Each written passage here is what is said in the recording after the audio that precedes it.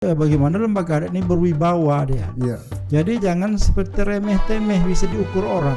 Jangan untuk kepentingan sesaat. Jangan untuk kepentingan pribadi ya. Iya, Jadi iya. betul-betul mempertahankan identitas kita. Jadi Iya. pepatah Melayu menyebutkan biarlah mati anak atau jangan mati adat. Iya. Pak Wan tadi sudah Betul, bilang. betul. Pak Wan sudah bilang. Bayangkanlah biarlah mati anak hasil mati adat. Adat.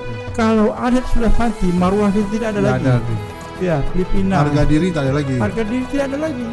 Kalau kita tidak punya marwah lagi, punya derajat lagi, ini sudah kacau kita kan.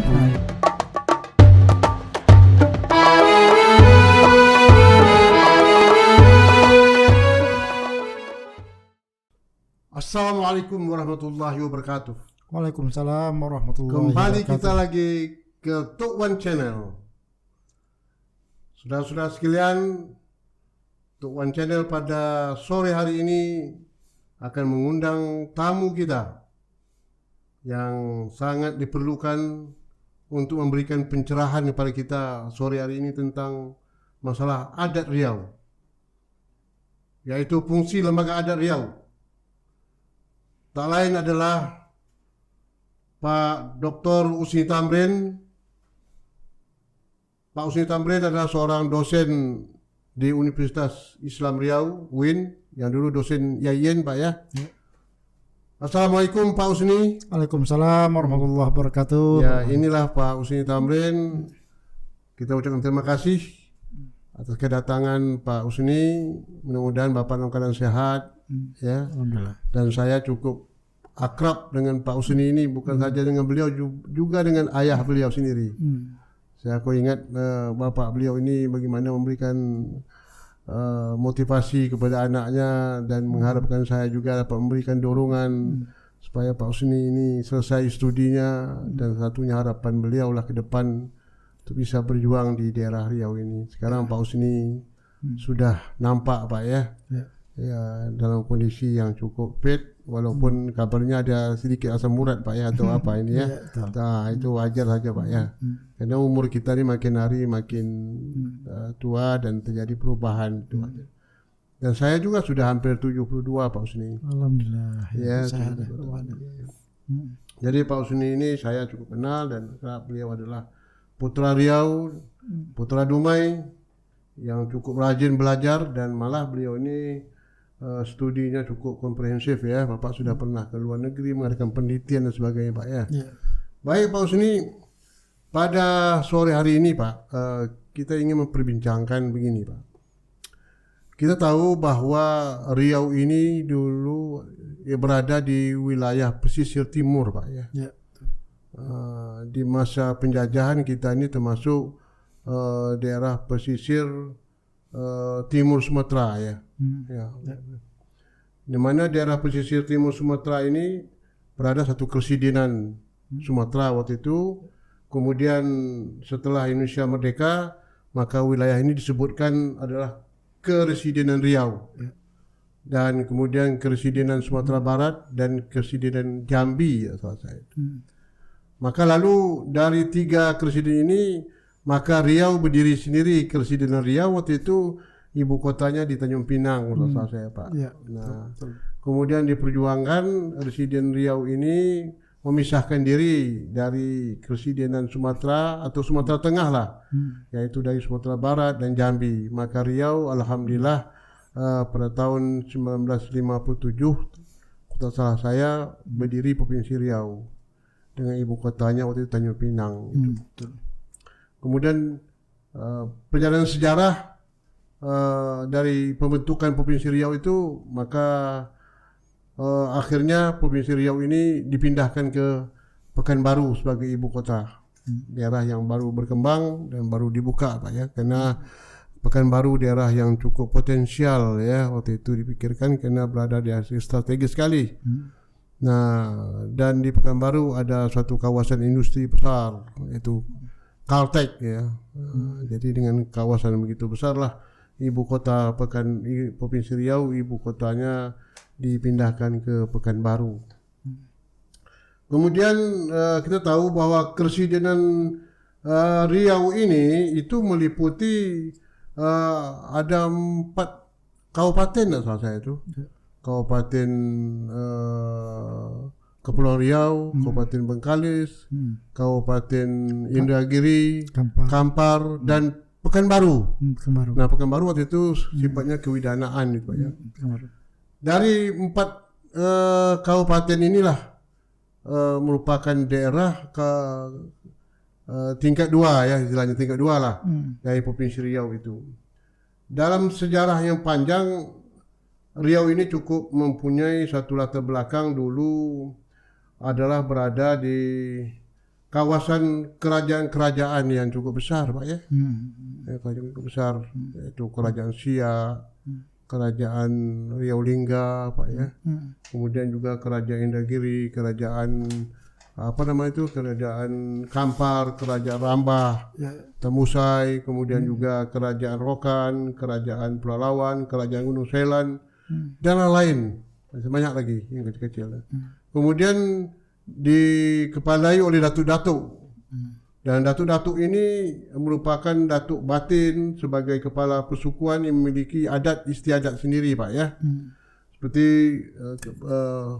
tanah kebatinan, tanah kerajaan, dan bermacam-macam kekuasaan yang dimiliki oleh kerajaan-kerajaan ini dulu Pak. Nah, kemudian dengan melihat potensi bekas-bekas kerajaan ini yang mempunyai kedaulatan dan punya adat istiadat tersendiri, dan ini berkembang sesuai dengan kondisi kerajaan-kerajaan yang ada. Kerajaan Siak, Kerajaan Kampar, Kerajaan Indragiri dan sebagainya itu Pak. Nah, ini merupakan satu kesatuan daripada kesukuan adat yang ada di Provinsi Riau. Nah, lalu sewaktu Gubernur Riau Arifin Ahmad, setelah beliau menjadi pemimpin di Riau ini, maka beliau merasa ada kewajiban bagaimana melestarikan nilai-nilai adat Riau ini yang sudah turun-temurun, merupakan satu kesukuan yang tidak bisa dihilangkan begitu saja. Nah, istilah beliau itu ingin membangkit batang terendam.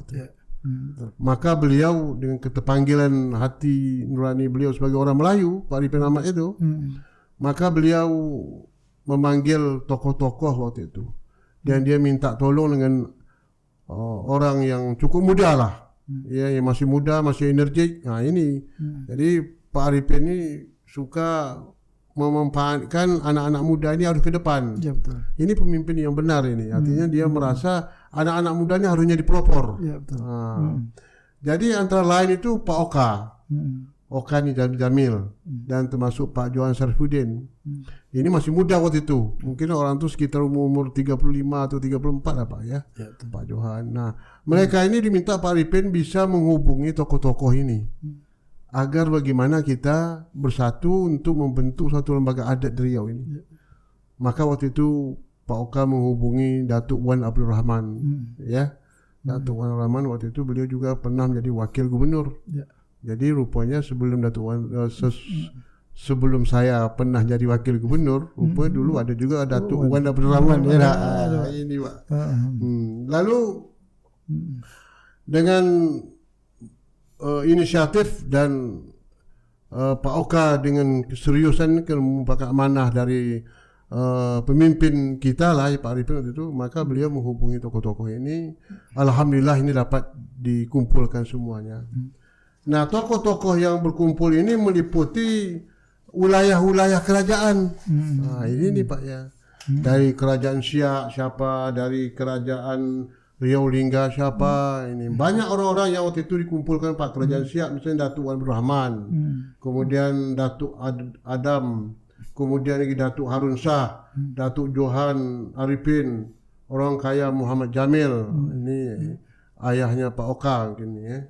Kemudian Datuk Ahmad, Daeng Umar, Wan Galib, kemudian Kerajaan Lingga, Riau Lingga, yang meliputi Adnan Kasim, Pak Ali Rasahan, kemudian Kerajaan Indragiri, yaitu Tengku Muhammad, Tengku Bey, kemudian Kerajaan Pelalawan, Tengku Said Umar, Tengku Nasir, kemudian Kerajaan Rambah, dan banyak lagi Pak. Jadi orang ini semua sekali mewakili daerah-daerah kerajaan ini, maka mereka berembuk bersatu Pak. Maka akhirnya terbentuklah waktu itu susunan pengurus daripada Lembaga Adat Riau. Ya, betul.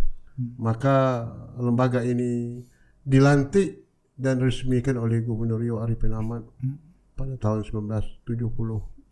Salah bulan Juni ya, tanggal 6 tanggal berapa itu. Ya, nah, kemudian lembaga adat ini diberikan tugas dengan fungsi dan tujuannya untuk melestarikan nilai-nilai adat istiadat kita ini, Pak. ya. Jangan sampai adat istiadat kita ini hilang. Ya, jangan sampai ini tidak ada lagi bekas generasi berikutnya dalam memahami tentang adat kita ini, Pak, ya. Betul. Karena memang kita prihatin, Pak, ya, kalau adat ini sudah tidak dipedulikan lagi, apalagi akar budaya daerah kita ini akan kita pertahankan. Ya, betul. Apakah kita akan berpegang kepada nilai-nilai budaya lain, sedang kita tadi sudah punya jati diri sendiri dari sejarah pembentukan Riau ini kan. Nah, jadi inilah Pak Husni, sekarang kita punya lembaga adat Riau, ya enggak? Dari prode ke prode sudah mengadakan musyawarah besar untuk menentukan pengurus, ya enggak? Yang memberikan motor penggerak sebagai tali teraju, ya, untuk mengembangkan adat istiadat kita ini, Pak.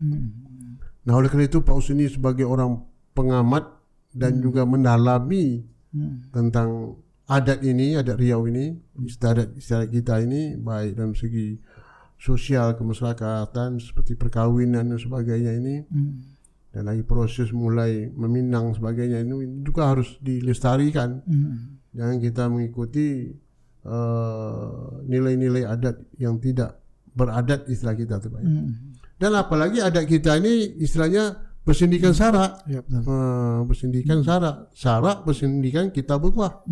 Jadi nilai-nilai Islam dalam adat Melayu cukup dominan. Betul. Ya enggak? Jangan sampai lari itu kan.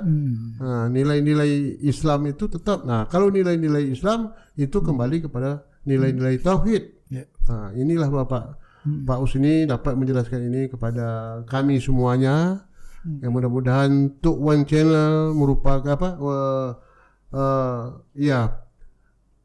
Tok Wan Channel ini merupakan suatu media komunikasi dan informasi kepada masyarakat, hal-hal yang aktual yang ingin kita sampaikan kepada masyarakat Riau ini.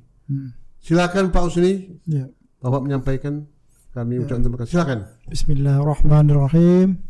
Assalamualaikum warahmatullahi wabarakatuh. Pertama saya mengucapkan terima kasih ya kepada Pak Dr. Andus Haji Wan Abu Bakar MSI yang mengundang saya dalam channel ini podcast. Saya mengucapkan terima kasih dan merupakan kehormatan bagi saya. Sebetulnya saya ini tidaklah ahli betul atau pakar betul dalam bidang budaya. Cuma saya suka melihat, suka mengamati, ada juga saya meneliti dan juga melihat ke sana kemari. Memang tadi luar biasa itu kronologis terbentuknya lembaga adat yang diuraikan oleh Pak Wan itu. Itu merupakan memang kita ini dulu imperium yang besar ya, mulai dari Siak Sri Indrapura itu 3 kali menaklukkan Johor, menaklukkan Melaka, dan sampai ke Pontianak, sampai ke Indragiri, Minangkabau, semuanya itu di bawah taklukan Siak. Dan juga kerajaan-kerajaan besar lain seperti yang disebutkan oleh Pak Wan tadi, ada Pulau Lawan, ada Indragiri, ada Kampar, ada segala macamnya.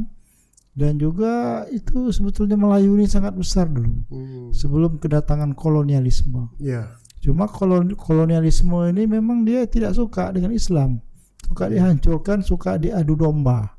Itu kita tragedis itu kalau kita membaca sejarah orang Melayu di Sumatera Timur, Sumatera Oskus, itu berapa banyak itu orang Melayu itu dipenggal lehernya.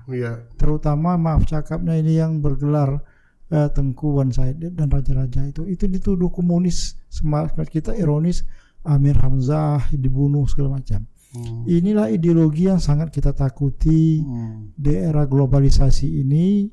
Memang orang ada yang tidak suka dengan yang Pak Wan sebut bahwa Melayu Islam segini dianggap sebagai ancaman bagi kaum-kaum yang lain itu, terutama sosialis dan komunis itu. Nah, Itu yang sangat kita bagaimana sebetulnya kalau kita mempunyai suatu kekuatan. Melayu ini merupakan satu peradaban yang besar. Kita rajut kembali. Saya juga punya suatu Pak Wan, suatu semacam diskusi lah, kelompok diskusi kawan-kawan di Malaysia, di Brunei, di Thailand, di Champa. Kemarin saya sudah mengadakan international seminar, webinar, saya undang itu dari Brunei, dari Thailand, dari Malaysia, dari Singapura. Nanti ini mungkin bisa kita undang datuk-datuk itu dalam bentuk webinar. Kita rajut kembali Melayu ini, ya, untuk kawasan Asia Tenggara. Kita sedih melihat Melayu di Thailand Selatan, ya, dihegemoni, punah. Jangan sampai terjadi di Riau ini. Orang Melayu tak bisa berbahasa Melayu. Ironis, orang Melayu tak bisa menulis Melayu. Jadi saya potong sedikit Pak. Ya. Inilah yang menjadi suatu persoalan kita. Ya. Jadi jangan sampai apa yang Bapak katakan tadi itu seperti negara-negara lain yang merupakan akal Melayu seperti Thailand dan sebagainya itu Pak ya. Dan juga termasuk misalnya Filipina dulu kan di Mindanao sebagainya itu kan. Filipina, Singapura itu. Iya, seperti di Vietnam, di Champa ya. Nah, jadi Melayu itu mengalami mengalami marginalisasi kalau istilah saya, mengalami kepunahan. Jangan sampai begitu. Di Riau ini jangan sampai begitu. Kita antisipasi dari sekarang dalam kebijakan politik. Jadi bukan saja dalam segi penjajahan, tapi nilai budaya itu terkikis Pak ya. Nilai budaya di Thailand itu Pak, sehingga orang Melayu tak bisa berbahasa Melayu. Orang Melayu tak bisa membuat nama Melayu karena dihegemoni oleh Buddhisme ini. Ya, apalagi nanti kalau beragama Islam itu disingkirkan begitu. Begitu juga di Singapura. Kita bukan rasis tidak, tapi kita wajib mempertahankan identitas kita. Kita jangan sampai Melayu kehilangan tanah. Iya, karena akar kita itu memang akar kita berdasarkan Melayu. Ya, akar kita Melayu. Ya, kita merupakan peradaban besar Melayu Islam. Itu diakui oleh Huntington bahwa Melayu Islam itu salah satu peradaban. Cuma nanti jangan sampai terjadi clash of civilization, maksudnya kehancuran budaya melalui pertarungan peradaban dan pertarungan ideologi. Maka lembaga adat ini mempunyai peran politis, ya, karena historis kita panjang dan ekonomis. Jangan sampai orang Melayu itu kehilangan tanah. Ini saya di daerah kampung saya sedih juga saya melihat di daerah Bagan Batu, ya, itu orang Melayu kehilangan tanah dan orang Melayu sudah jarang bisa bercakap berbahasa Melayu dan tersisih sehingga dia seperti orang Batak itu, maaf cakapnya. Jadi ini bukan rasis ini. Inilah yang kita jangan sampai terjadi begini. Maka pertarungan ideologi ini sangat besar. Jadi bagaimana kita mengukuhkan jati diri kita bahwa lembaga adat Melayu Riau ini tujuannya untuk melestarikan, mengembangkan, untuk menumbuhkan jati diri Melayu. Jadi kalau kita masuk nanti ke bendara di Pekanbaru itu masuk kita terbang dari Kuala Lumpur, dari Singapura, ada roh Melayunya. Nampak ada tarian-tarian Melayu, ada bahasa-bahasa Melayu, ada makanan-makan Melayu, ada pakaian Melayu. Masuk kita di hotel-hotel begitu juga. Masuk kita, jangan ini kita tak punya roh Melayu lagi. Seperti apa kata Pak Wan. Itu dari segi aspek seninya. Lain lagi punya aspek politik ekonominya. Jadi orang bertanya, di Riau itu gubernurnya siapa? Orang Melayu atau enggak? Kapolda siapa? Orang Melayu atau enggak? Dan remnya siapa? Ketua DPR-nya siapa? Kalau 5 itu masih ada, berarti provinsi itu masih menunjukkan identitas. Ini bukan kita mau pluralisme, tidak. Nah, itu kewajaran. Dimanapun masuk kita di Minangkabau, nampak kita rumah Minangkabau, masjid Minangkabau, rohnya. Siapa ini pemimpinnya begitu? Siapa ini menjadi rektornya, itu ada rohnya. Masuk kita ke daerah Jawa Barat begitu juga, Jawa Tengah begitu juga. Nah, jadi kita inginkan seperti itu. Jadi ini suatu pekerjaan berat, ya, suatu kerja politis, ya, seperti bahwa Melayu itu punya akar sejarah yang panjang dan punya peradaban yang tinggi. Bayangkanlah, Siak Serinapura bisa menaklukkan Johor 3 kali, Malaka 3 kali, dan diakui kehebatannya pada masa lalu. Sekarang dia mengalami marginalisasi, ini kita kembalikan lagi. Jadi untuk menjadi pemimpin dalam ke depan itu betul-betul orang yang memahami dan kuat, ya, tentang adat istiadat. Oh, iya. Jadi jangan hanya dipaham budaya itu masalah tari menari, bukan. Ya, atau pakaian saja. Atau hanya berpakaian Ya saja, bukan. enggak. Bukan. Tapi roh dan nilai itu harus Roh tertanam. nilai itu tertanam ya. Jadi kalau kita masuk ke apa itu ada rohnya. Jadi radio-radio seperti ini nanti ada nyanyian Melayu, bernuansa Melayu. Iya. Begitu. Jadi seluruh aspek kebudayaan itu, aspek historisnya, aspek politik, aspek ekonomi, aspek sosial. Jadi semua aspek itu melingkupi. Ini sudah ada sebetulnya. Regulasi hukumnya sudah ada. Perda Riau nomor 9 tahun 2015. Ya. Lembaga adat juga sudah ada. Perda nomor 1 tahun 2012. Tinggal bagaimana mengimplementasikannya. Dan peranan adat, lembaga adat situ cukup apa dan untuk peranan adat sangat kuat di situ. mempertahankan Punya powerful, ada regulasi hukum dan sudah diakui oleh peraturan daerah. Peraturan daerah dan nasional. Tinggal lagi pemimpinannya, bagaimana lembaga adat ini berwibawa dia. Ya. Jadi jangan seperti remeh-temeh bisa diukur orang. Jangan untuk kepentingan sesaat. Jangan untuk kepentingan pribadi ya. Jadi betul-betul mempertahankan identitas kita. Jadi pepatah Melayu menyebutkan biarlah mati anak atau jangan mati adat. Pak Wan tadi sudah bilang. Betul. Pak Wan sudah bilang, bayangkanlah biarlah mati anak atau jangan mati adat. Kalau adat sudah mati, marwah kita tidak ada lagi. Ya, Filipina. Harga diri tak ada lagi. Harga diri tidak ada lagi. Kalau kita tidak punya marwah lagi, punya derajat lagi, ini sudah kacau kita kan. Nah, jadi ini saya sangat menghargai ayahanda kita Pak Wan ini. Dia juga seorang gubernur pada tahun 2018. 2008 ya, dari bulan Juli sampai November, gubernur mau dia membuat acara seperti ini. Ini luar biasa. Jarang orang yang bisa melakukan ini, Bu. Dia bukan orang yang remeh-temeh, orang yang nomor 1 di Riau. Nah, saya banggakan juga. Kami dulu sama wisuda ke rumah dulu kita kampanye di era-era tahun 80-an 80 itu ya, hadir tentara semua. Nah, jadi dia berjibaku sampai sekarang tak luntur. Nah, dia bilang sama saya, jangan luntur Pak Usni, insya Allah Pak Wan. Sampai sekarang saya tidak luntur. Insya Allah. Ya. Jadi walaupun saya begitu, insya Allah saya bisa belajar begitu. Jadi kita penting ini merangkul ya seluruh pemimpin kita. Menyadarkan Melayu ini ada terjadi kehancuran di sana sini. Jadi kira-kira Pak Usni dalam perkembangan soal adat Riau tadi itu, tadi kita sudah memukakan keprihatinan kita Pak ya.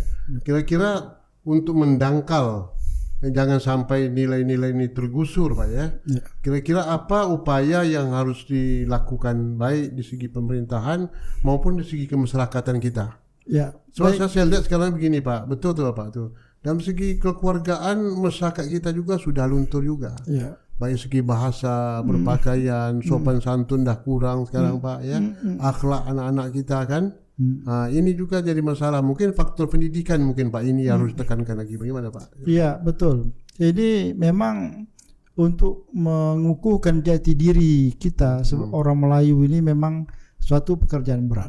Apalagi di era digitalisasi sekarang ini, era gadget, era global ini memang kita harus pemerintah itu membuat satu kebijakan lah, ya kebijakan di sekolah-sekolah mulai dari TK sampai ke perguruan tinggi memasukkan muatan-muatan lokal ya tentang kearifan lokal.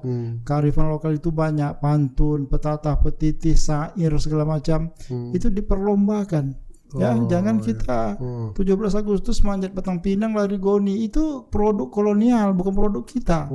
Nah, jadi bagaimana kita belajar berpantun, bersyair, bermadah, itu Melayu mempunyai adat resam yang tinggi, seloka. Jadi ini diajarkan di rumah ya. Kemudian nanti di dalam kebijakan pemerintah memasukkan ini muatan-muatan esensi dari kebudayaan Melayu itu di digital itu, bagaimana membuat gamenya seperti game Melayu gitu. Digitalisasi ya Pak ya. Digitalisasi ya. Dimasukkan semua aja. Jangan pengaruh-pengaruh yang luar itu yang merusak ya, merusak otak. Nah, ini memang tantangan berat di era Jadi dalam WhatsApp pun harus banyak itu Pak ya. WhatsApp, Jangan yang situs-situs yang romantis yang merusak akhlak anak-anak kita. Iya, jadi menanamkan akhlak-akhlak di situ. Ini pemerintah punya peran ini ya. Itu mungkin di Departemen Infokom, mungkin di mana itu Departemen Pendidikan, Departemen Pariwisata gitu kan. Nah, jadi dimasukkanlah ini web-web begini supaya otak anak-anak itu tercipta suatu identitas satu dan moralnya, betul itu kata Pak Wan tadi, moral, akhlak. Jadi Nabi pun diturunkan ke bumi ini membina akhlak yang mulia. Bukan orang Arab kaya raya, cuma kehidupan jahiliyah. Jahiliyah segala macam, berjudi, berzina segala macam ya, tapi tidak punya akhlak. Akhlak ini memang berat tugasnya. Jadi pemerintah ini memasukkan mulai dari dini, dari TK-TK, SD, masuk di dalam digitalisasi ya, dimasukkan dalam itu siaran-siaran radio dan memprotek ya hal-hal yang negatif. Ya dimana diprotek, Pemda ini harus memprotek semua. Atau ada budaya nilai-nilai yang tidak sesuai dengan adat istiadat kita. Iya, tak sesuai dengan adat kita, diprotek semua ya. Ini semua kemudian tegas. Infokom tegas, Dinas Pendidikan tegas, Pariwisata, Dinas Sosial memprotek semua. Termasuk orang-orang pelaku ini juga harus tegas juga gitu. Dan sanksi hukumnya tegas juga ya. Kalau ini memang era globalisasi ini manusia itu hidup bagaikan zombie, dia pemakan darah sesama manusia. Jadi memang zombie-zombie yang hidup ini mengancam otak manusia dan akhlak manusia. Inilah nanti ya mungkin juga kita suatu kelompok yang membuat otak kita menjadi rusak. Kelompok Zionis lah macam itu kan. Nah, jadi merasuki anak-anak kita. Jadi makanya ini salah satu channel ini juga mengangkat kembali peradaban Melayu dan menyadarkan kepada yang mempunyai kebijakan.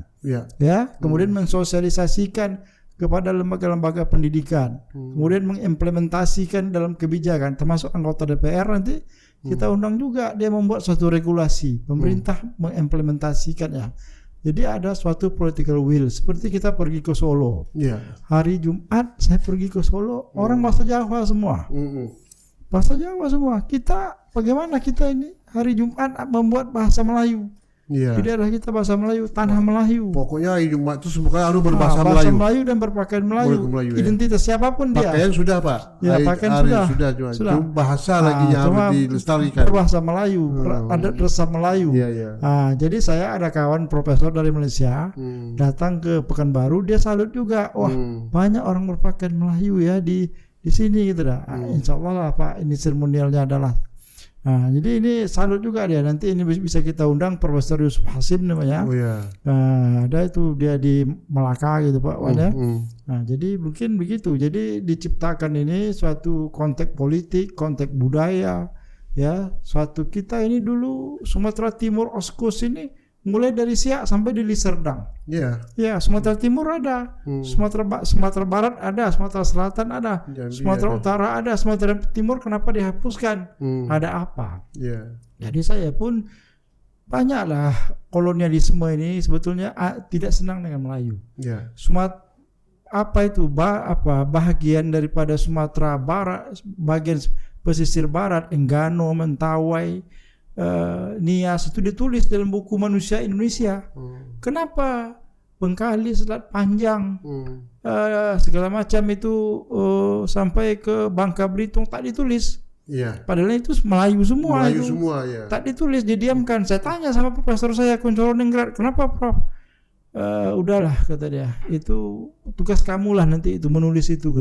Alasannya diplomatis. Nah, jadi makanya saya disitulah tergetar hati saya menulis orang Melayu, etnografi Melayu. Itu sedang dibikin Pak. Ini ada bukunya nanti saya serahkan kepada Pak Wan. Ini orang Melayu dan juga ada etnografi Melayu. Jadi itu kita harus tulis seperti ini sebanyak-banyaknya. Ini penting tuh Pak. Jadi maunya para ahli sejarah ya. Ini yang saya prihatin karena seperti Pak Oka Pak. Itu kan Pak Oka itu kan orang yang betul-betul mengetahui ya, yang tahu dengan orang Melayu itu ya. Ya sekarang kan umur dalam keadaan kondisi yang uzur kan. Nah nanti kalau tidak ada lagi, siapa yang tempat merujuk ya? Tempat kita bertanya kan, seperti Bapak misalnya kan. Oleh karena itu betul Pak. Jadi buku ini sangat penting ya. Jadi kalau ada sejarawan kita, intelektual kita, sarjana-sarjana kita yang memiliki memahami terhadap adat istiadat ini harus banyak menulis, betul itu. Ya, betul. Perlu buku ini harus menjadi pegangan di sekolah-sekolah, jadikan buku bacaan lah, Pak. Ya. Ya, jadi anak-anak kita tahu. Ya, tahu. Jangan baca-baca yang tidak jelas lagi sekarang. Ya. Ya, betul, Pak. Jadi misalnya Pemda mudah saja dibuat perlombaan. Hari ulang tahun Riau, berlomba untuk menulis buku orang Melayu.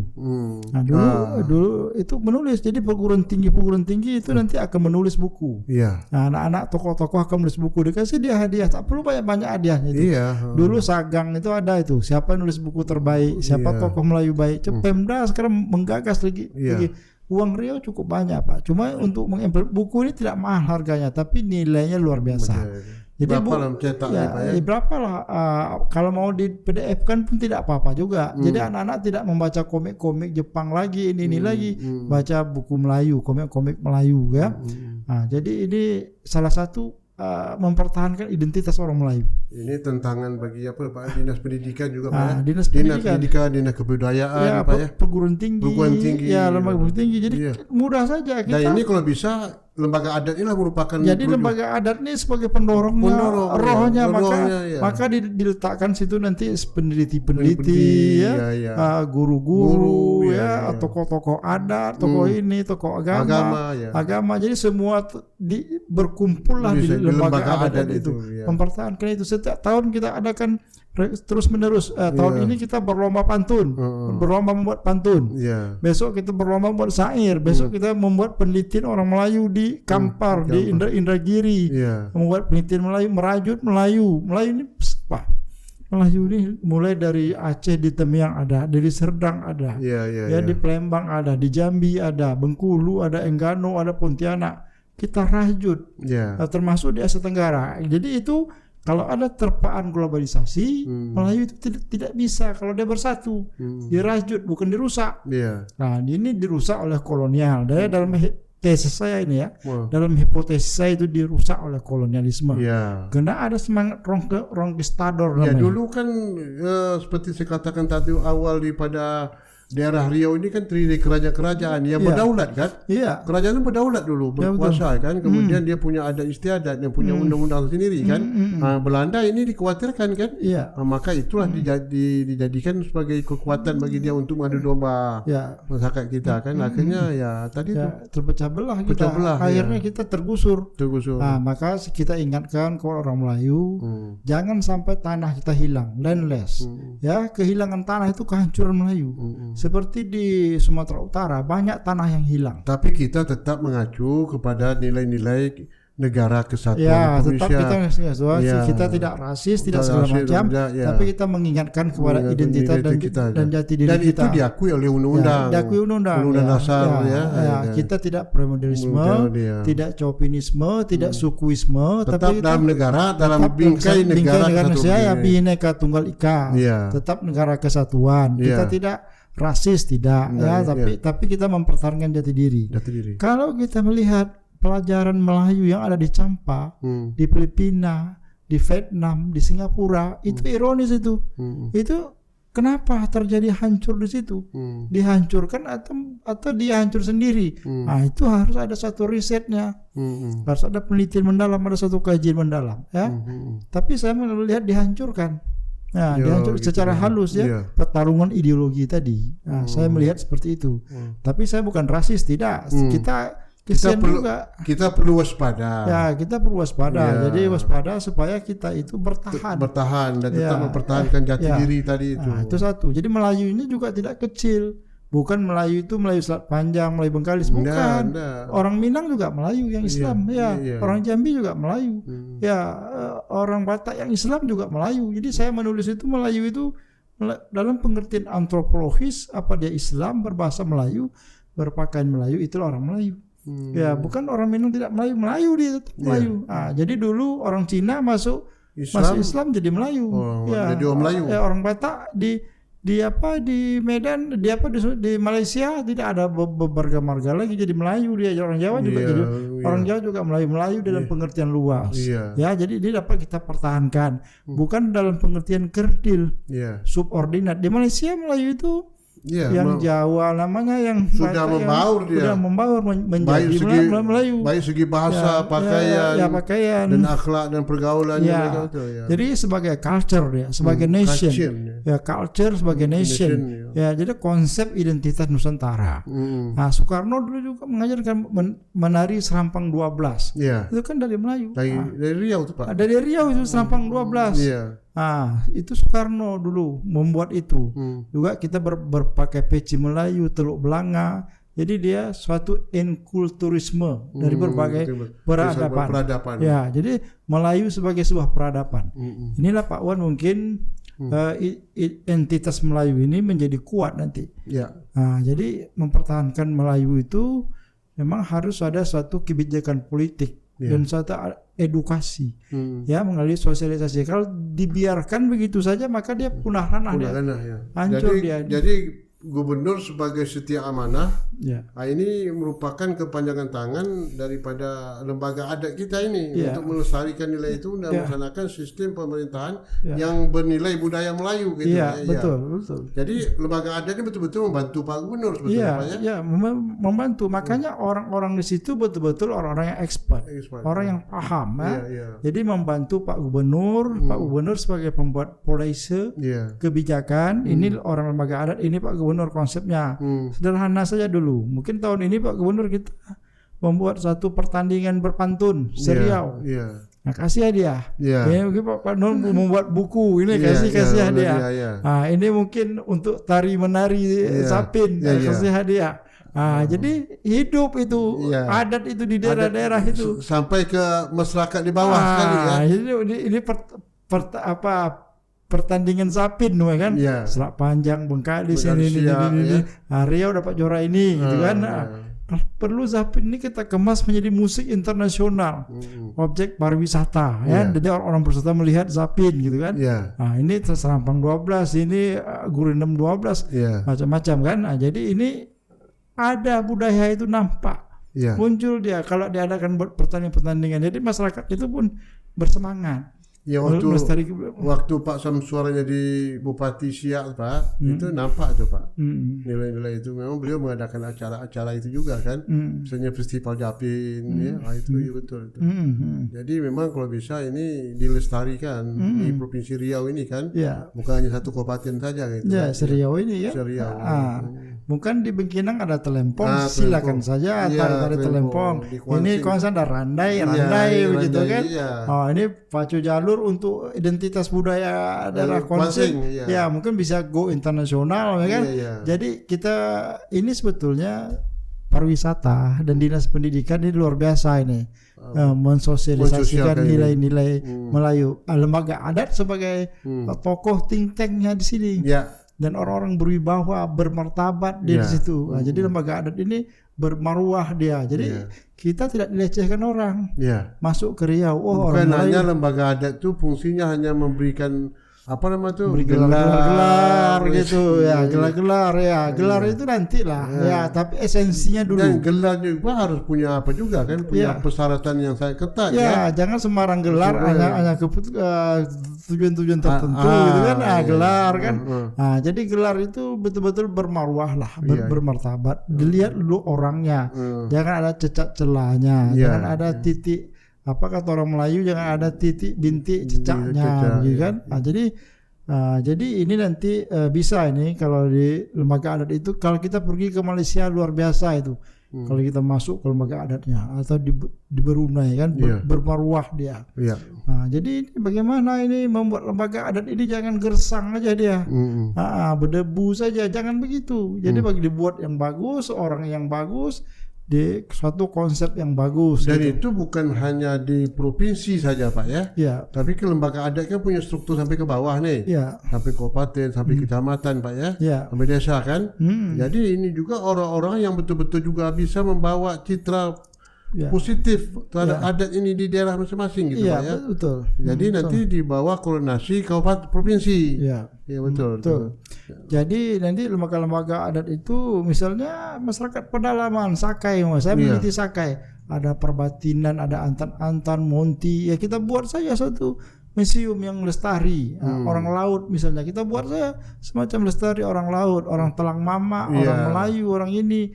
Nah, jadi ini merupakan aset daerah juga. Jadi kalau tidak mereka itu sekarang kan udah punah itu Pak. Orang Sakai itu saya nggak melihat rumah orang Sakai asli seperti apa. Nggak ada lagi. Dah hilang Pak ya. Hilang. Apalagi dengan urbanisasi sekarang Pak ya. Sistem perbatinan itu sudah tidak ada lagi. Nah, jadi ada lain-lain kita banyak tergusur. Jadi inilah nanti kita bina melalui lembaga adat ini kita kembalikan lagi seperti dulu Imperium Melayu yang Pak Wan katakan tadi, berapa banyak kerajaan di kita ini. Indragiri, Kampar, Pulau Lawan, Siak, segala macam. Nah, itu imperium besar. Dia orang Melayu ini dulu mempunyai, kalaulah dia tidak punya otak yang cerdas dan pintar, takkan mungkinlah dia menaklukkan Johor, Melaka, segala macam itu. Justru punya kekuatan tadi. Kalau tidak punya kekuatan, punya power yang cerdas, tak mungkin itu Melayu itu berada. Maka orang kadang bilang meremehkan Melayu. Jangan kau remehkan Melayu. Bahasa Indonesia ini untuk Nusantara itu asalnya dari Melayu. Dari Riau dulu. Ini kadang-kadang Pak ya, di daerah kita ini banyak orang-orang kadang-kadang dalam sikap perilaku tata bahasanya, ya kadang-kadang ucapannya, kadang-kadang karena memalukan kita juga Pak. Gitu kadang-kadang itu. Karena bahasanya kadang membuat kita tuh apa saja tuh tak nyaman ya.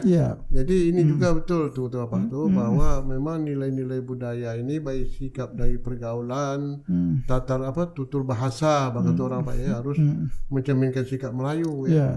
Kalau mereka tidak mau mencerminkan Melayu susah tinggal di Pekanbaru ini atau di Riau Pak ya. Ya berbuatlah mereka ke tempat lain gitu kan. Tapi kalau dia berada di tempat kita, dia harus bertutur bahasa Melayu. Iya, betul. Berbahasa Melayu, berperilaku Melayu, beradat istiadat Melayu gitu kan. Yang kecil disayangi, yang tua dihormati dan sebagainya. Ini kadang dia tinggal di tempat kita, dia pula yang merajalela. Nah, jadi ini bagaimana nanti kalau lembaga adat ini memberikan satu advice kepada Pak Datuk Setiak Manah, Pak Gubernur. Jadi mempertahankan Melayu ini. Melayu ini kalau tidak dipertahankan dengan baik dia akan tergusur. Nah, sekian ke depan. Jadi buku macam Pak Wan, macam kita ini kan tak lama lagi kan. Yang generasi muda ini nanti kalau sudah ada konsepnya, sudah ada regulasinya segala macam, ini dia bisa jadi pegangan dia pegang untuk bisa mengimplementasikan nilai-nilai. Oke Pak Usni Tamrin, cukup panjang lebar Bapak menyampaikan tadi luar biasa Pak ya, untuk memberikan pencerahan kepada semua masyarakat Riau khususnya pada generasi muda kita Pak. Saya mengharapkan Pak Usni juga sering membuat suatu pemberitaan ataupun menulis dan memberikan komen Pak dari semua persoalan yang terjadi di Riau ini Pak ya. Siapa lagi kota kita Pak? Tak mungkin kita serah kepada orang lain Pak ya. Terima kasih Pak Usni. Mungkin di lain waktu kita masih ada lagi perbincangan kita. Dan mengingat juga waktu asar nih ya, sudah hampir masuk. Mungkin cukup demikian Pak. Mari kita. Saya terima kasih mengucapkan kepada Pak Wan yang sudah mengundang saya. Kalau ada silap dan salah saya mohon maaf. Wabillahi taufik wal hidayah. Wassalamualaikum warahmatullahi wabarakatuh. Kita share, like, share, comment, subscribe. Tuk Wan Channel. Tuk Wan Channel lah, oke? Ya, saya sampai foto dulu saya mengasih ini ke Pak Wan.